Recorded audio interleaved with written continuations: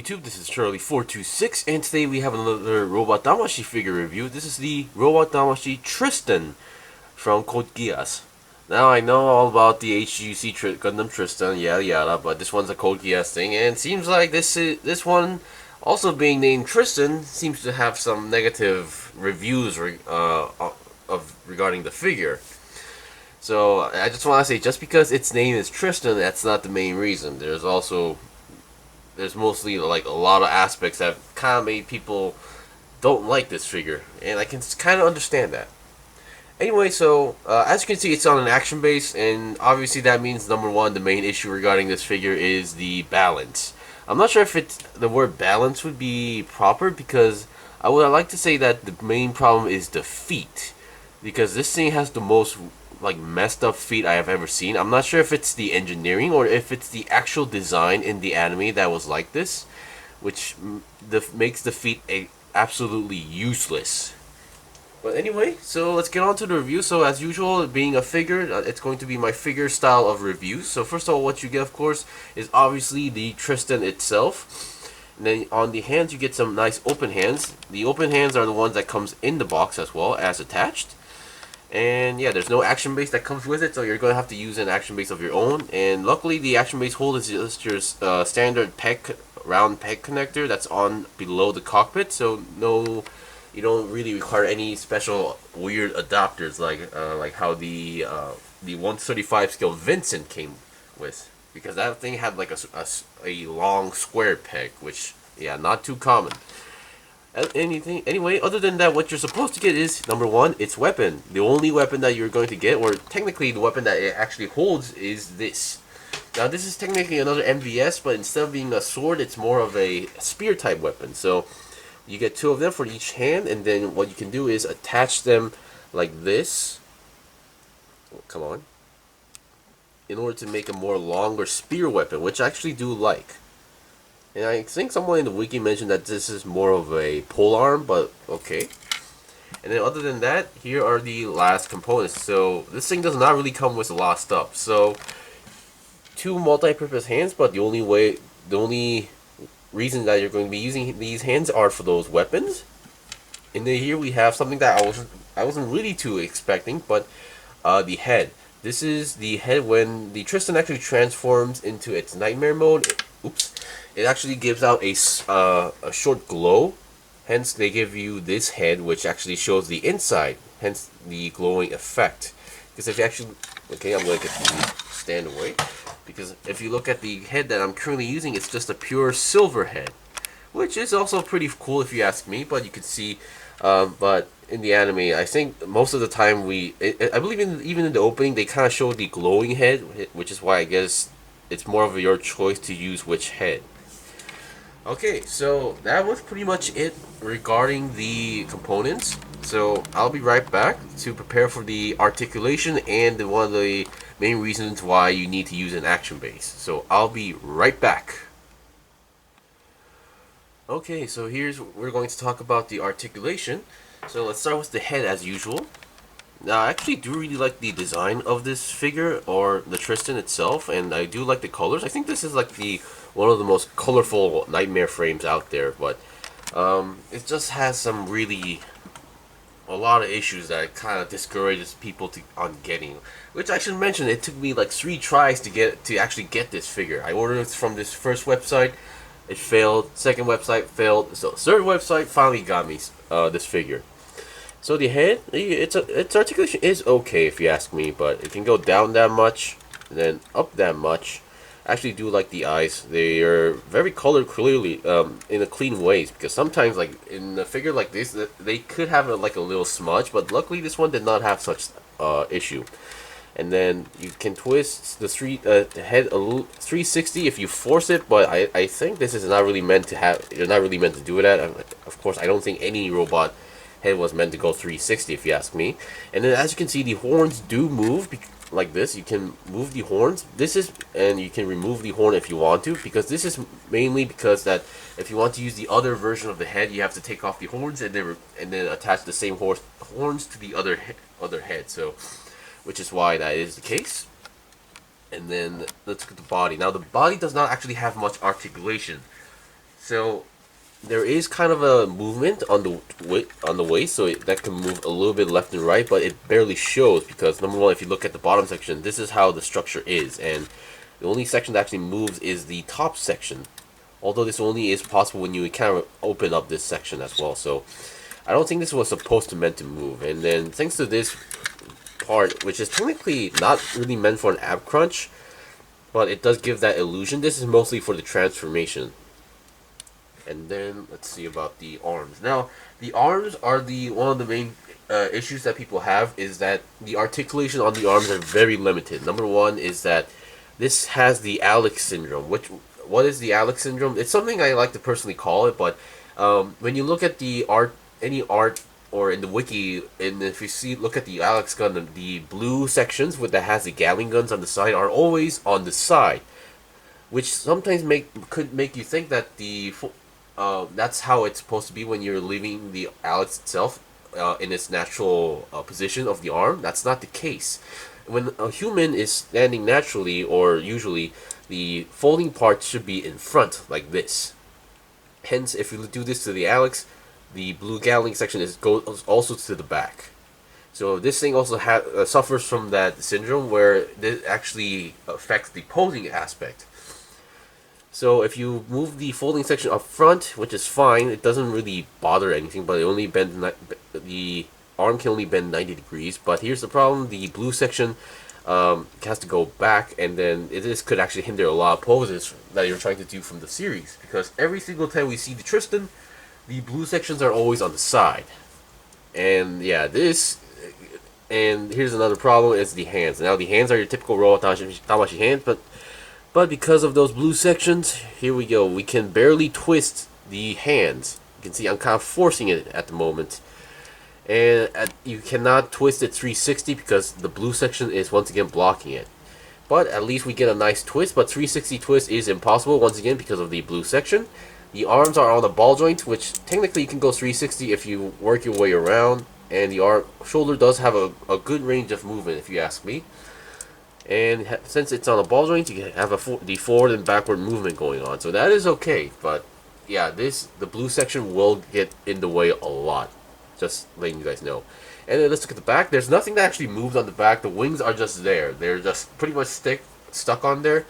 They actually come on detached. Like, hope I don't break it this time. Yeah, this is how it comes. So there's no folding mechanism, and the Tristan wings don't actually fold for real. So this is actually pretty accurate if you ask me. If you look at the wings inside the pegs, or on the pegs that connects to the main body or cockpit, there is actually a left and right difference. So keep that in mind. And then you can open the cockpit that reveals the chair, but that's pretty much it. There's nothing inside there other than the chair. Okay. And then, as I mentioned, on the body, and then as you see, this is mostly for the transformation, but you can also open this section up to reveal like another built-in weapon inside there, which was, I don't think it was never actually seen in the anime, just letting you guys know. And then let's look at pretty much the leg section. The leg sections are okay, if you ask me. They are on their standard ball joints. They're not loose at all. They're actually one of the most tightest ball joints among the Knightmare frames I've had so far.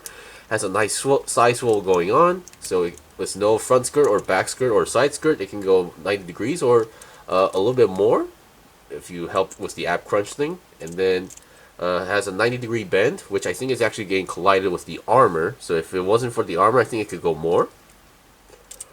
And it can go 90 degrees to the side, which is very nice. And the land spinners are on the side with a ball joint, and they can actually spin.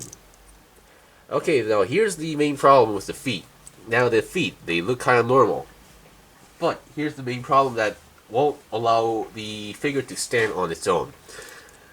Not because it's high heels, the back heels are actually shorter than the front. So just if you're trying to just make it stand, you're literally trying to make it stand on the front heels. The back heels don't reach the ground. This is what happens. You get this weird effect going on. Whoops.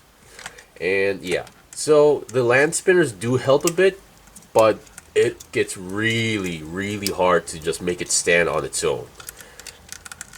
So I'm trying to force it, and yeah, it's standing, but as you can see, in a very, very unstable position. So this is like one of those aspects that made people really don't like this figure. So yeah. So unless you can modify the feet, or maybe, I don't know, tighten up those land spinners on the ground, this thing's not gonna stand on its own. And yeah, which is why this is the main reason why you were seeing me using the action base from the start. Now at least the shinkiro, it could stand on its own, but well, this one cannot even stand on its own properly without any help. Okay, so we're done with the articulation. Now I'll be right back with the equipment or other accessories. Okay, so here we have the Tristan, what's holding its weapons, the MVS in its separate form, and then I actually attached the other alternate head, which is the glowing head, onto the head. Now, attaching the new head is not as easy as you think, because I realized that the peg is not on. It's not like a ball joint side. It's like a small, just a normal peg. So it's really tricky, and just be careful that you don't break it. So here we have the alternate head, which is actually, I really do like the glowing effect part. And if I just noticed while trying to change the head, you can actually take off that clear section if you want to do so, but that will affect you attaching the horn. So just saying, it does come out on its own. So you can see the eyes, you can see the blue lines. That was actually, if you look at the normal head more closely, you can see those blue lines were actually present on the bottom section. So it's actually showing the inside of the head more properly. So that is very cool if you ask me. And then here we have the hands holding the weapon. So they're pretty much the way you have to just jam it in there, but you have to make sure they're holding the bottom section, because if you're not holding the bottom section, it cannot hold those, those skinny areas. And here's the thing that I was talking about with the Alex syndrome. So it's holding the weapon, but that's pretty much what it's doing. So if you're going to do some action poses, you're technically supposed to do it like change the position where the folding is on the front, but here's the problem. You cannot twist the hand, because if you do, it's either gonna pop out, or the weapon's going to collide with the slash harkins that are on the arms. Yes, those are giant slash harkins, which I'm going to talk about later. So if you're trying to twist it, it doesn't really twist. So this is like the main problem with this figure. So this is literally just for like posing. And another thing that the anime does not really deal with is that when the Tristan transforms, he just somehow has these weapons. They're not really stored anywhere. There's nowhere to store these weapons, because technically these sections are supposed to fold up, but you don't get a fold up section, and yeah, that's one kind of thing that you don't really deal with. Okay, so we're done with the first form. Now let's look at the other accessories, or the other form of the spear. Okay, here we have the weapons combined. Now this is the best pose I could do. I mean, there's technically other poses you could pull off, but I just wanted to show you guys how the weapon looks like once you combine them. They're a pretty firm connection for the weapons. I mean, at first when you connect them, they might give out the weak, flimsy feeling, but it doesn't really fall off that easily. So yeah, this is the pretty much best pose I could do for now. I mean, there's other poses where you can hold it, but yeah, I just wanted to give you guys a general idea. And now there's technically one more weapon that the Tristan does have, which is actually literally I've been showing you guys from the start, which are these giant slash harkins. And here comes the other problem, or most people complain. Now these blue sections are the slash harkins. I think they're like the largest slash harkins I've seen so far. You can open this section up to reveal the blade, so which is fine. I mean, you still use these as a separate weapon. But technically, the way how this is supposed to work is that, I hope I don't break anything by doing this.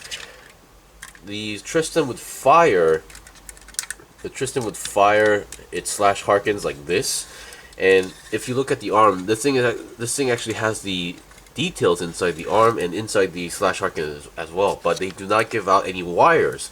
So most people were complaining about this thing has all the details, but they didn't give out the wires. This was like a half-assed job, or whatever they call that. You could say that, yeah, I can see why you say that, but let's be honest, I don't think these wires were like the wires that we've seen from the Vincent, for example. I don't think that could hold on this. If there was a wire, I'm pretty sure it's just gonna be like that. It's gonna fall down, even with the wires. So, yeah, that's what I think. But here's the thing: if you don't have the slash harkins on, now you are actually more free to do more poses with the spear and weapon. So, be my guest, but I'm not going to be demonstrating that. Okay, so there's like one last more thing, which is the transformation. Yes, you can actually transform this into a fortress mode, and while I was swapping some parts, I noticed that you could actually detach the cockpit section on the back. Anyway, I'll be right back with the transformation. Okay, so here we have the Tristan's Fortress mode, and I think it's the Fortress mode is actually looking pretty cool. I mean, I like the colors, I do like the looks. Once again, if you feel like it's lacking a few weapons, you can always open those sections up to reveal those either guns or missiles. I'm not really sure what those are, but they're there. So if you want to, you can do that, or you can just close it up. Really like it. The wings definitely look good, and unlike the shinkiro, I think they did a good job in terms of hiding the head, because the shinkiro, even though you push down the head, you could still see the eyes. This one, they actually cover up the front section with that front part of the chest. So yeah, it does have all the basics. They also have, if you've seen the cockpit, there's actually a peg here which actually locks in the legs inside here. Now some of the pegs might be showing up here, but they're there. And yeah, very nice. And the slash harkens, you have to open them up to make them, even in the show they were opened up, but to make it more longer. And as I mentioned, you can see even though in the Wave Rider mode there's no way to actually store these in, there's no place to store these in, so I'm not really sure where the Tristan actually kept these in at the first place. But yeah, so my final conclusion is that the figure looks okay, the figure looks pretty cool, but there's just so many small, not small, but there are just some major issues with the figure. Number one, in terms of posing. Number two, in terms of balance / standing on. And yeah, so unless you're a very forgiving person who really likes the Tristan itself, definitely get it. And I know there's a Tristan divider, which I'm not going to get because that still has the main issues as this, but in a different minor detail change. So yeah, hopefully my review was helpful, and thank you for watching the review. This was the review of the Robot Damashii Nightmare Frame Tristan from Code Geass. If you guys got any questions or requests, leave a comment below. I still have more stuff to buy and build and make reviews out, so please stay tuned. Until then, see you guys next time!